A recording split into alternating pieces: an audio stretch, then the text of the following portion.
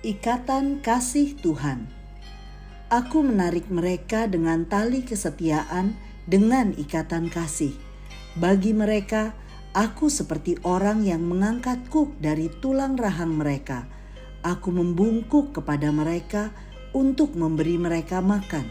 Hosea 11 ayat 4. Sahabat Iktus, kasih Tuhan adalah kasih yang unkondisional, yaitu kasih yang tidak bersyarat.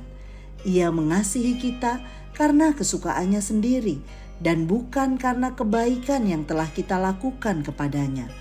Kasihnya tidak pernah habis, bahkan tidak pernah menjadi berkurang kepada kita yang berulang kali tidak taat kepadanya. Memang di dalam kasihnya ada disiplin, karena ia tidak kompromi dengan dosa.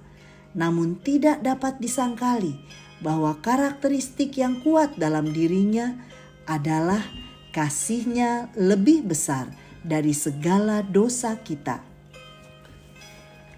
Rasa cinta yang besar dari Hosea terhadap perempuan sundal yang bernama Gomer adalah gambaran cinta Tuhan yang diuraikan dalam kitab Hosea. Untuk kembali mendapatkan Gomer, Hosea harus merebus dan berkata kepadanya, "Aku membeli dia dengan harga 15 sikal perak, dan lama engkau harus tinggal padaku dengan tidak bersundal." Hosea 3 ayat 2-3. Hosea mendapat anugerah dari Allah untuk tetap mengasihi Gomer hingga ia insaf dan bertobat. Ayat 6. Inilah bukti kasih Tuhan yang mengalahkan kedegilan manusia. 1. Tuhan terus memanggil. Ayat 1 dan 2. Hosea 11 adalah perikop yang menembus lebih dalam ke dalam hati dan pikiran Tuhan. Disebut sebagai anugerah yang dibuktikan melalui tindakan kasih Tuhan kepada umat Israel yang tegar tengkuk. Tuhan memanggil Israel dengan sebutan anak. Semakin Tuhan memanggil Israel dan mengharapkan agar mendekat kepadanya, namun semakin mereka pergi dari hadapan Tuhan. Panggilan Tuhan tidak pernah berhenti mengalahkan segala kedegilan kita sebagai umatnya. 2. Tuhan terus mengasuh. Ayat 3. Hosea melukiskannya dengan gambaran kasih sayang ayah kepada anak. Ia menggunakan 3 gerakan: berjalan, mengangkat di tangan, dan menyembuhkan, untuk mengekspresikan perhatian pemeliharaan sang ayah kepada anaknya. Allah memegang tangan mereka untuk membimbing mereka agar mereka tidak tersesat, dan untuk menahan mereka agar mereka tidak tersandung dan jatuh. Meski respon umatnya tidak mau insaf, bahkan tidak melihat Tuhan sebagai sumber pengasuhan dalam hidupnya. 3. Tuhan terus merendahkan dirinya. Ayat 4. Allah tidak menggunakan pemaksaan, tetapi kelembutan dengan menarik tali kasih di leher Israel untuk membimbing jalan mereka. Bagi mereka, aku seperti orang yang mengangkat kuk dari tulang rahang mereka.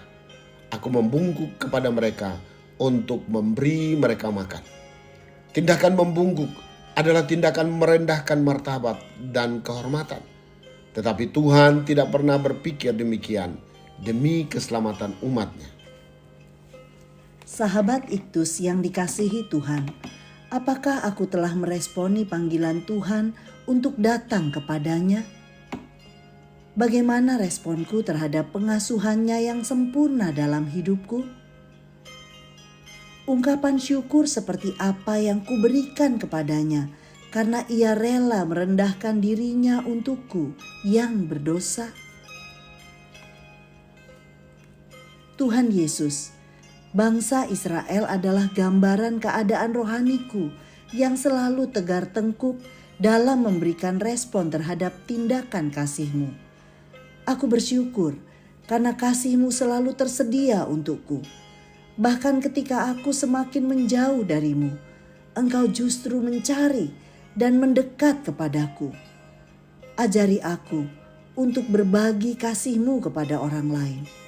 Kasih yang tanpa syarat, kasih yang terus-menerus ada dalam sebuah kerinduan untuk mempersembahkan jiwa kepadamu.